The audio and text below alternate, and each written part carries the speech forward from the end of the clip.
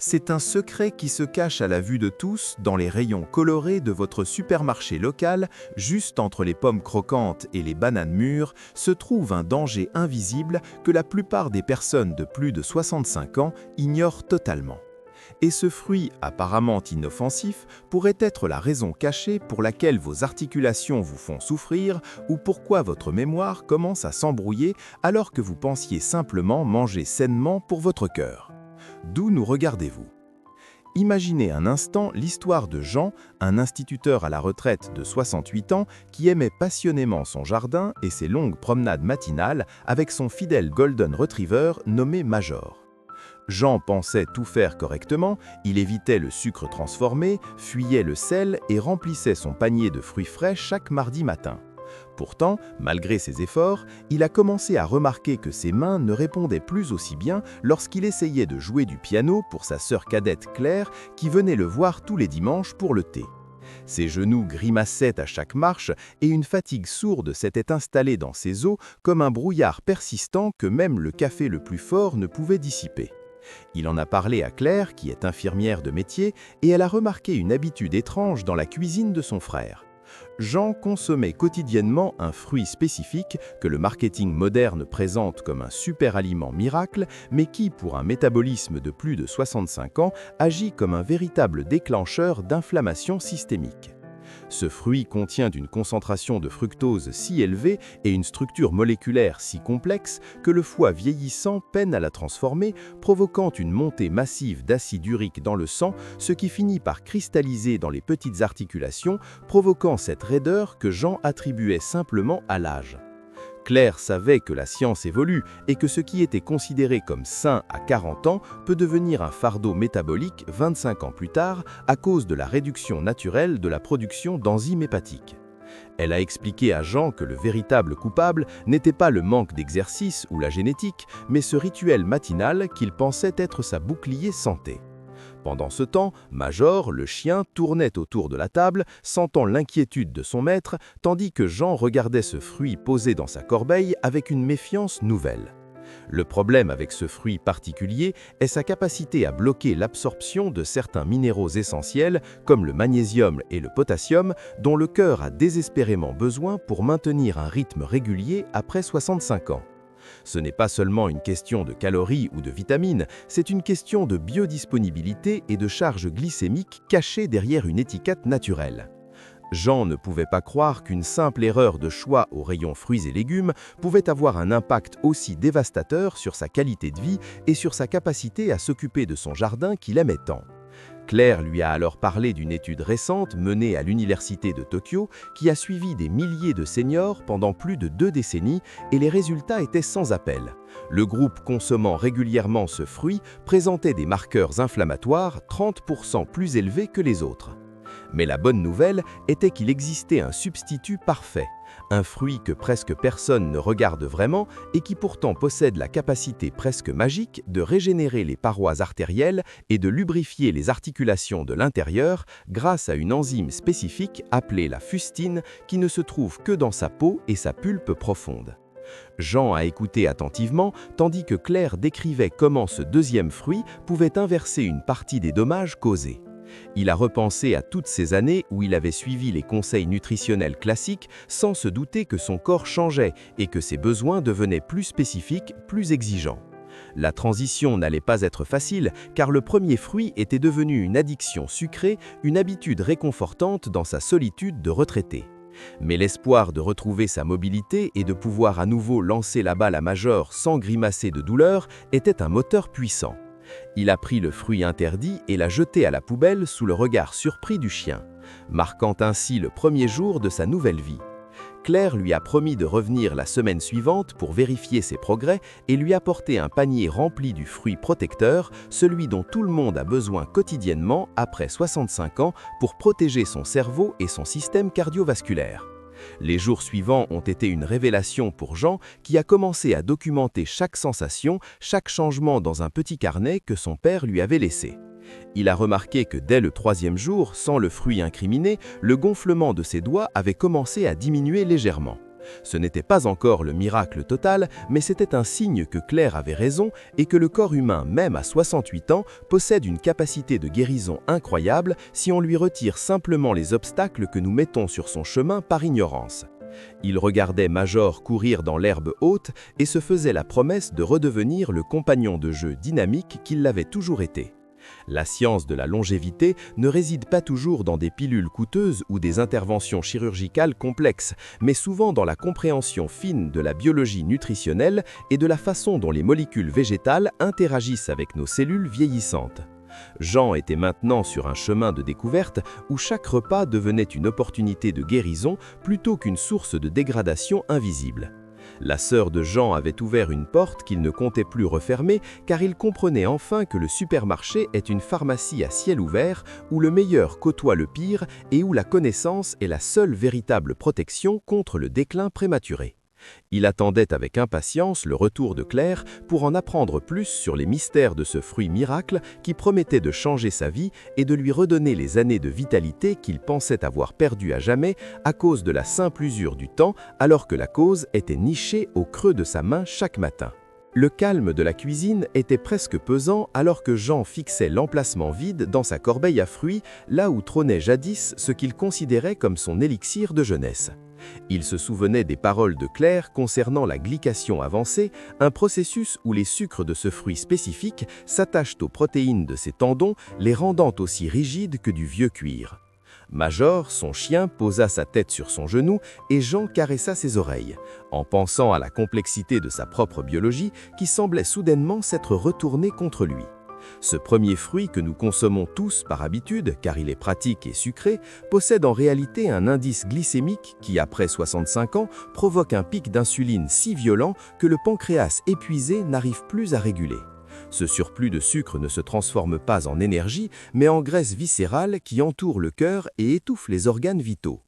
Claire lui avait expliqué que pour un homme de son âge, le métabolisme de base ralentit de près de 15% par rapport à ses 40 ans et que cette charge sucrée est le chemin le plus court au déclin cognitif car elle crée ce que les chercheurs appellent maintenant le diabète de type 3, affectant directement les neurones de l'hippocampe.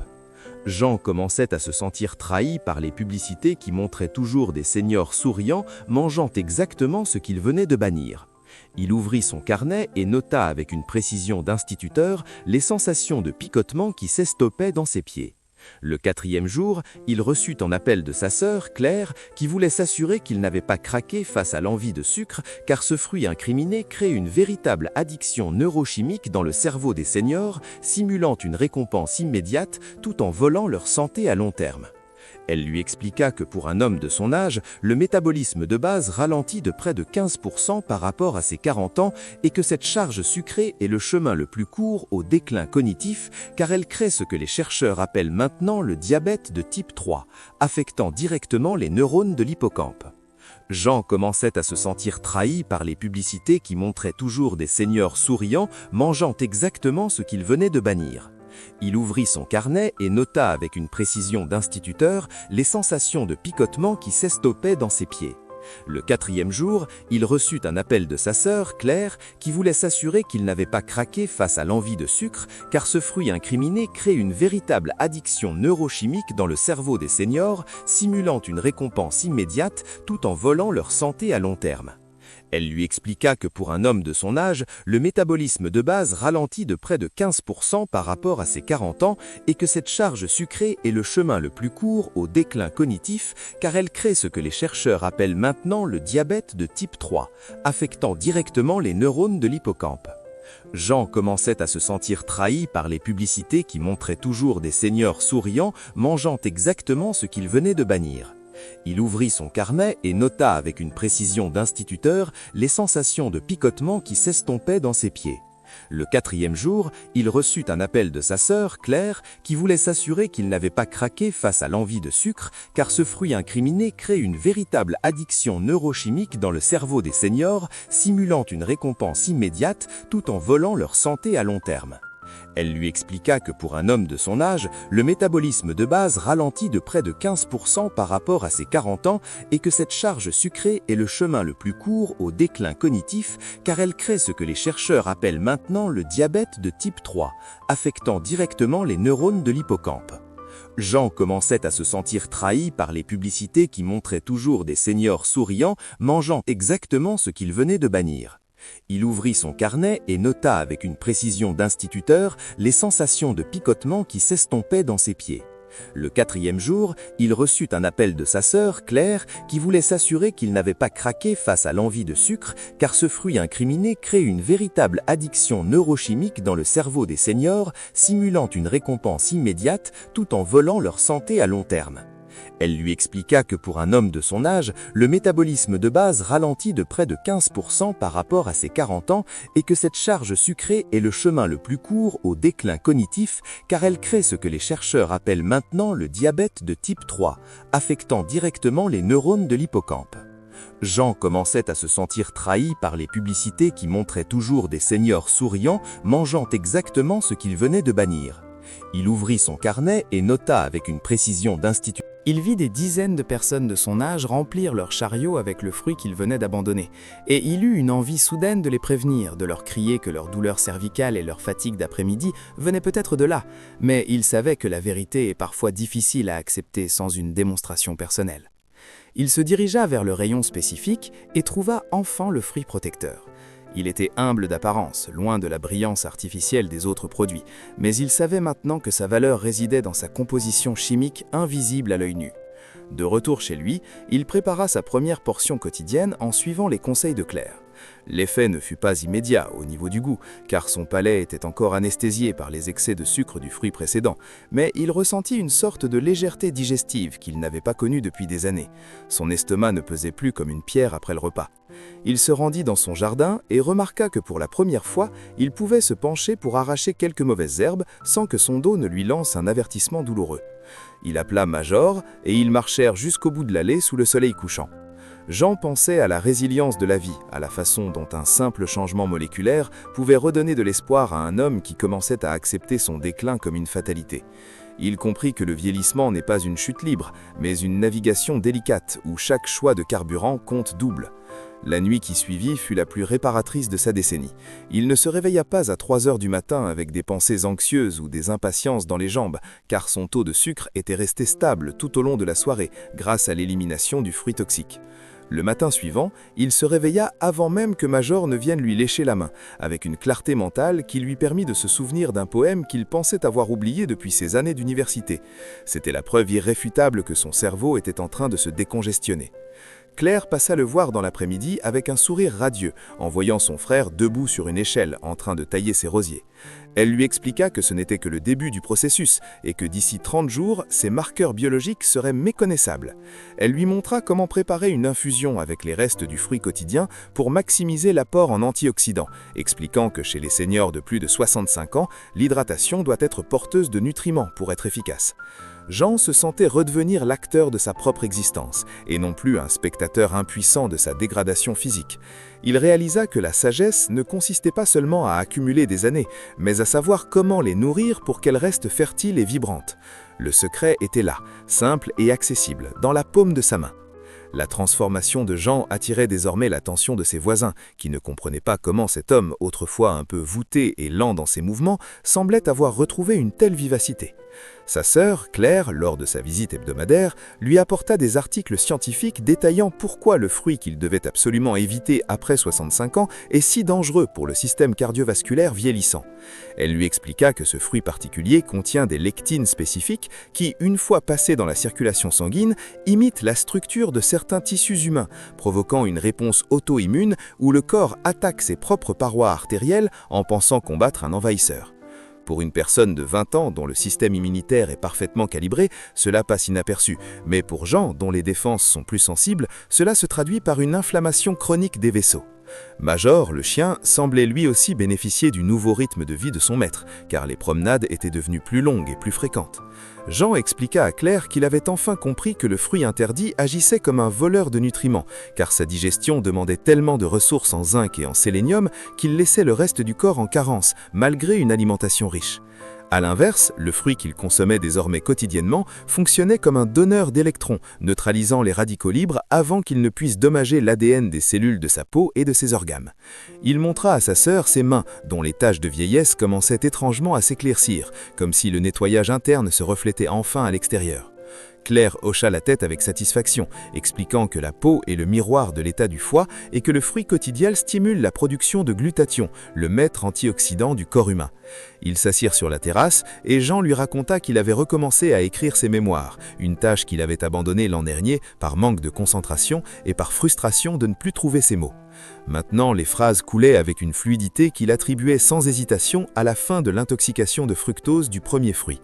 Il avait appris qu'après 65 ans, le cerveau devient beaucoup plus sensible à l'excitotoxicité, c'est-à-dire que certains composés naturels des fruits très sucrés peuvent surexciter les neurones jusqu'à les épuiser complètement, provoquant cette sensation de brouillard cérébral si commune chez les seniors. En remplaçant ce stress chimique par les nutriments apaisants du second fruit, il avait offert à son système nerveux un environnement de calme et de régénération. Claire lui rappelait qu'il ne s'agissait pas seulement de manger ce fruit, mais de le manger au bon moment, de préférence le matin à jeun, pour que les fibres solubles puissent tapisser l'intestin et préparer le terrain pour le reste de la journée. Elle lui parlait aussi de la santé des mitochondries, ces petites usines à énergie dans nos cellules, qui chez les personnes de plus de 65 ans commencent à s'éteindre comme de vieilles ampoules. Le fruit quotidien contient une molécule rare appelée l'urolitine A, qui a la capacité unique de forcer le corps à recycler ces vieilles mitochondries pour en créer de nouvelles, un processus de rajeunissement cellulaire que la science commence à peine à comprendre. Jean était fasciné, il se rendait compte que chaque bouchée était une décision politique pour sa propre santé. Il se souvenait de son père qui avait fini ses jours dans une confusion triste et il se demandait si à l'époque une simple correction nutritionnelle aurait pu changer son destin. Cette pensée le rendait d'autant plus rigoureux dans son nouveau protocole. Il commença même à cultiver sa propre variété du fruit protecteur dans un coin de son jardin, avec l'aide de Major qui creusait joyeusement les trous pour les plants. Jean se sentait connecté à la terre d'une manière différente, non plus comme un jardinier qui s'entretient, mais comme un être biologique qui cultive son propre remède. Il comprit que l'industrie agroalimentaire privilégie souvent la résistance au transport et l'apparence visuelle, au détriment de la densité nutritive. Mais en choisissant ce fruit spécifique, il reprenait le contrôle sur la qualité de son carburant. Un soir, il invita sa sœur Claire et son mari pour le dîner et il prépara un dessert entièrement basé sur le fruit protecteur sans aucun sucre ajouté. Ils furent tous surpris par la richesse des saveurs, prouvant que le goût n'était pas sacrifié sur l'autel de la santé. Jean leur expliqua que le fruit qu'il évitait désormais n'était pas mauvais en soi pour l'humanité, mais qu'il était devenu inadapté à son stade de vie actuel, comme on ne met pas le même carburant dans un avion de ligne que dans une voiture de sport. Sa clarté de raisonnement impressionna tout le monde. Après le départ de ses invités, il resta un moment sur le perron regardant les étoiles. Il ne ressentait plus cette petite angoisse existentielle liée à la sensation de dégradation physique. Il savait qu'il restait des défis, mais il avait maintenant une arme secrète, une connaissance que la plupart des gens de son âge n'auraient jamais, car ils sont trop occupés à suivre les tendances ou à écouter les conseils obsolètes. Il se sentait privilégié et responsable de transmettre cette information. Il décida que le lendemain, il irait voir son vieil ami Pierre, qui souffrait de diabète de type 2, pour lui expliquer pourquoi son choix de fruits au petit déjeuner était peut-être son plus grand obstacle.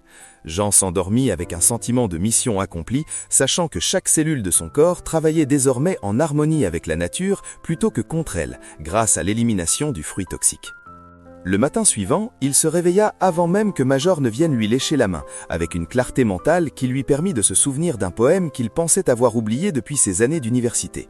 C'était la preuve irréfutable que son cerveau était en train de se décongestionner.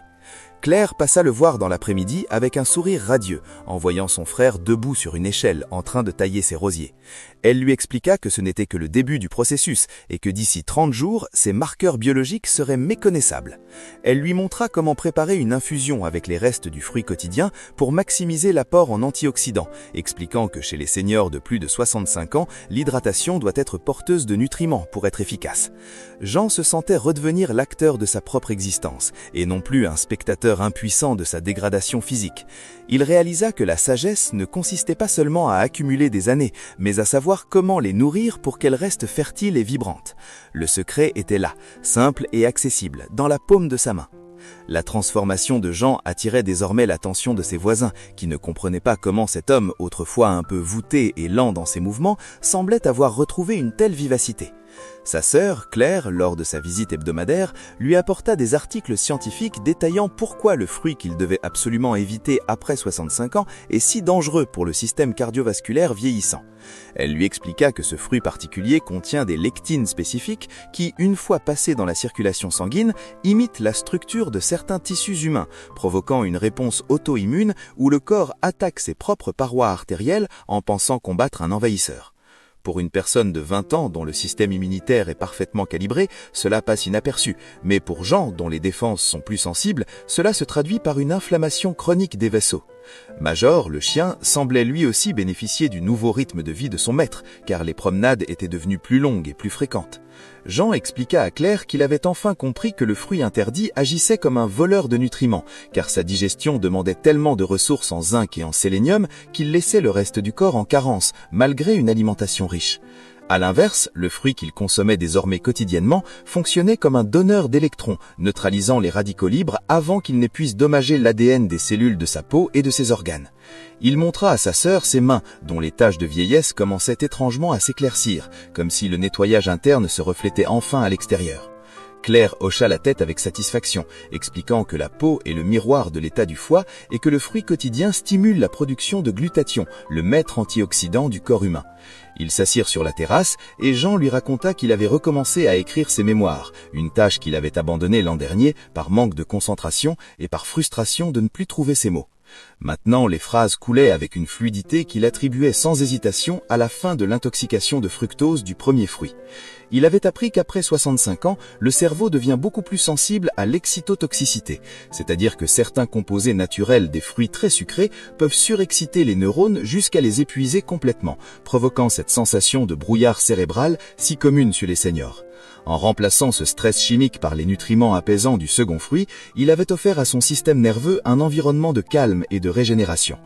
Claire lui rappelait qu'il ne s'agissait pas seulement de manger ce fruit, mais de le manger au bon moment, de préférence le matin à jeun, pour que les fibres solubles puissent... Jean ne perdit pas de temps et entra dans le vif du sujet, expliquant avec douceur mais fermeté que le fruit que Pierre mangeait tous les matins était en réalité un moteur d'insulinorésistance qui maintenait son taux de sucre dans une zone de danger constante.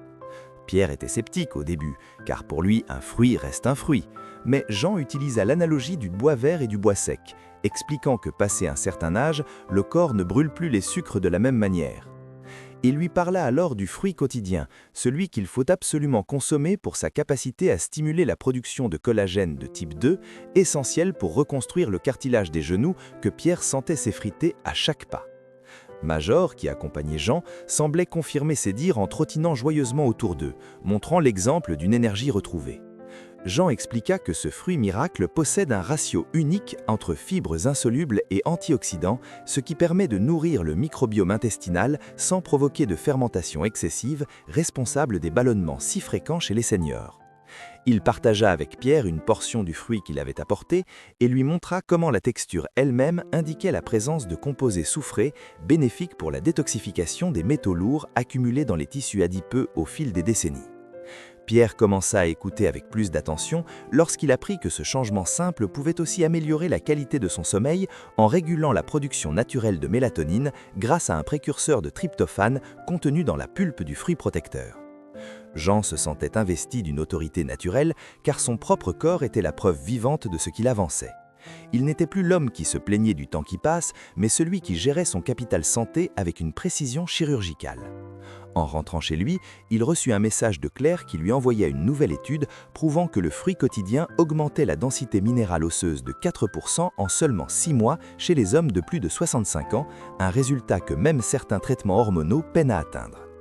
Jean se sentait comme s'il avait découvert une fontaine de jouvence cachée dans la banalité du quotidien. Il commença à réfléchir à l'impact global que cette information pourrait avoir si tous les retraités de sa ville faisaient ce simple échange alimentaire. Il imaginait des salles d'attente de médecins se vider et des clubs de marche se remplir. Son carnet était maintenant rempli de recettes et d'observations précises. Le 10e jour de son nouveau régime, il réalisa qu'il n'avait appris un seul anti-inflammatoire pour son dos, ce qui était une première en 5 ans. La sensation de brûlure chronique avait disparu, laissant place à une souplesse qu'il croyait perdue à jamais. Il se mit à danser un peu dans sa cuisine avec Major pour fêter cela, riant de sa propre audace. Ce qui l'étonnait le plus était sa capacité de récupération après un effort physique. Auparavant, une après-midi de jardinage le laissait épuisé pendant 2 jours, mais maintenant, après 1 heure de repos, il se sentait prêt à recommencer. C'était l'effet du fruit quotidien sur le renouvellement d'ATP dans ses cellules musculaires. Claire vint dîner ce soir-là et fut stupéfaite par la lueur dans les yeux de son frère. Elle lui expliqua que ce qu'il ressentait était la clarté métabolique, le moment où le corps cesse de lutter contre les toxines pour enfin se consacrer à la réparation.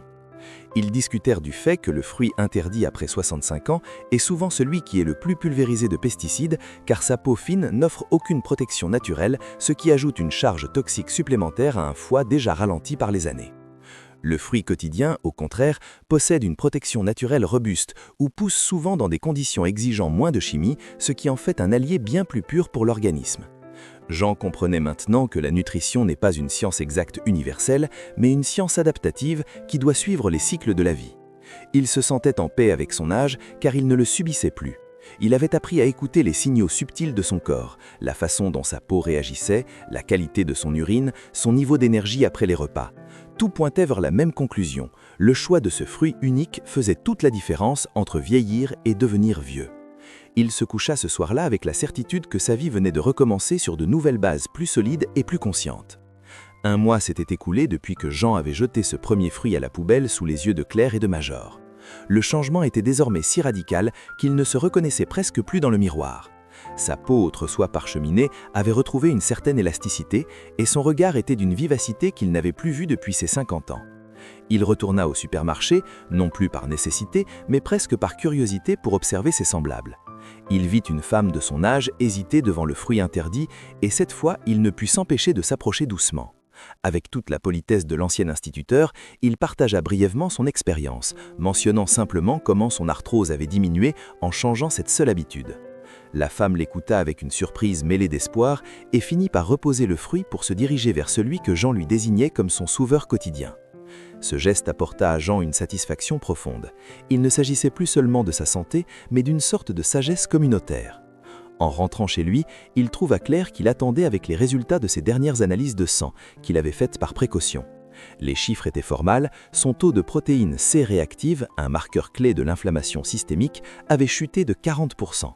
Son cholestérol LDL s'était stabilisé et ses niveaux de vitamine D étaient optimaux, car le fruit quotidien aidait aussi à la synthèse des vitamines liposolubles. Claire avait les larmes aux yeux en voyant son frère ainsi métamorphosé. Elle lui expliqua que ce qu'il ressentait était la clarté métabolique, le moment où le corps cesse de lutter contre les toxines pour enfin se consacrer à la réparation. Ils discutèrent du fait que le fruit interdit après 65 ans est souvent celui qui est le plus pulvérisé de pesticides car sa peau fine n'offre aucune protection naturelle, ce qui ajoute une charge toxique supplémentaire à un foie déjà ralenti par les années. Le fruit quotidien, au contraire, possède une protection naturelle robuste ou pousse souvent dans des conditions exigeant moins de chimie, ce qui en fait un allié bien plus pur pour l'organisme. Jean comprenait maintenant que la nutrition n'est pas une science exacte universelle, mais une science adaptative qui doit suivre les cycles de la vie. Il se sentait en paix avec son âge car il ne le subissait plus. Il avait appris à écouter les signaux subtils de son corps, la façon dont sa peau réagissait, la qualité de son urine, son niveau d'énergie après les repas. Tout pointait vers la même conclusion. Le choix de ce fruit unique faisait toute la différence entre vieillir et devenir vieux. Il se coucha ce soir-là avec la certitude que sa vie venait de recommencer sur de nouvelles bases plus solides et plus conscientes. 1 mois s'était écoulé depuis que Jean avait jeté ce premier fruit à la poubelle sous les yeux de Claire et de Major. Le changement était désormais si radical qu'il ne se reconnaissait presque plus dans le miroir. Sa peau, autrefois parcheminée, avait retrouvé une certaine élasticité et son regard était d'une vivacité qu'il n'avait plus vue depuis ses 50 ans. Il retourna au supermarché, non plus par nécessité, mais presque par curiosité pour observer ses semblables. Il vit une femme de son âge hésiter devant le fruit interdit et cette fois, il ne put s'empêcher de s'approcher doucement. Avec toute la politesse de l'ancien instituteur, il partagea brièvement son expérience, mentionnant simplement comment son arthrose avait diminué en changeant cette seule habitude. La femme l'écouta avec une surprise mêlée d'espoir et finit par reposer le fruit pour se diriger vers celui que Jean lui désignait comme son sauveur quotidien. Ce geste apporta à Jean une satisfaction profonde. Il ne s'agissait plus seulement de sa santé, mais d'une sorte de sagesse communautaire. En rentrant chez lui, il trouva Claire qui l'attendait avec les résultats de ses dernières analyses de sang, qu'il avait faites par précaution. Les chiffres étaient formels, son taux de protéine C réactive, un marqueur clé de l'inflammation systémique, avait chuté de 40%. Son cholestérol LDL s'était stabilisé et ses niveaux de vitamine D étaient optimaux, car le fruit quotidien aidait aussi à la synthèse des vitamines liposolubles. Claire avait les larmes aux yeux en voyant son frère ainsi métamorphosé. Elle lui expliqua que ce qu'il ressentait était la clarté métabolique, le moment où le corps cesse de lutter contre les toxines pour enfin se consacrer à la réparation. Ils discutèrent du fait que le fruit interdit après 65 ans est souvent celui qui est le plus pulvérisé de pesticides car sa peau fine n'offre aucune protection naturelle, ce qui ajoute une charge toxique supplémentaire à un foie déjà ralenti par les années. Le fruit quotidien, au contraire, possède une protection naturelle robuste ou pousse souvent dans des conditions exigeant moins de chimie, ce qui en fait un allié bien plus pur pour l'organisme. Jean comprenait maintenant que la nutrition n'est pas une science exacte universelle, mais une science adaptative qui doit suivre les cycles de la vie. Il se sentait en paix avec son âge car il ne le subissait plus. Il avait appris à écouter les signaux subtils de son corps, la façon dont sa peau réagissait, la qualité de son urine, son niveau d'énergie après les repas. Tout pointait vers la même conclusion. Le choix de ce fruit unique faisait toute la différence entre vieillir et devenir vieux. Il se coucha ce soir-là avec la certitude que sa vie venait de recommencer sur de nouvelles bases plus solides et plus conscientes. Un mois s'était écoulé depuis que Jean avait jeté ce premier fruit à la poubelle sous les yeux de Claire et de Major. Le changement était désormais si radical qu'il ne se reconnaissait presque plus dans le miroir. Sa peau, autrefois parcheminée, avait retrouvé une certaine élasticité et son regard était d'une vivacité qu'il n'avait plus vue depuis ses 50 ans. Il retourna au supermarché, non plus par nécessité, mais presque par curiosité pour observer ses semblables. Il vit une femme de son âge hésiter devant le fruit interdit et cette fois, il ne put s'empêcher de s'approcher doucement. Avec toute la politesse de l'ancien instituteur, il partagea brièvement son expérience, mentionnant simplement comment son arthrose avait diminué en changeant cette seule habitude. La femme l'écouta avec une surprise mêlée d'espoir et finit par reposer le fruit pour se diriger vers celui que Jean lui désignait comme son sauveur quotidien. Ce geste apporta à Jean une satisfaction profonde.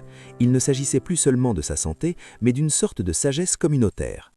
En rentrant chez lui, il trouva Claire qui l'attendait avec les résultats de ses dernières analyses de sang, qu'il avait faites par précaution. Les chiffres étaient formels, son taux de protéine C réactive, un marqueur clé de l'inflammation systémique, avait chuté de 40%. Son cholestérol LDL s'était stabilisé et ses niveaux de vitamine D étaient optimaux, car le fruit quotidien aidait aussi à la synthèse des vitamines liposolubles. Claire avait les larmes aux yeux en voyant son frère ainsi métamorphosé. Elle lui expliqua que ce qu'il ressentait était la clarté métabolique, le moment où le corps cesse de lutter contre les toxines pour enfin se consacrer à la réparation. Ils discutèrent du fait que le fruit interdit après 65 ans est souvent celui qui est le plus pulvérisé de pesticides car sa peau fine n'offre aucune protection naturelle, ce qui ajoute une charge toxique supplémentaire à un foie déjà ralenti par les années. Le fruit quotidien, au contraire, possède une protection naturelle robuste ou pousse souvent dans des conditions exigeant moins de chimie, ce qui en fait un allié bien plus pur pour l'organisme. Jean comprenait maintenant que la nutrition n'est pas une science exacte universelle,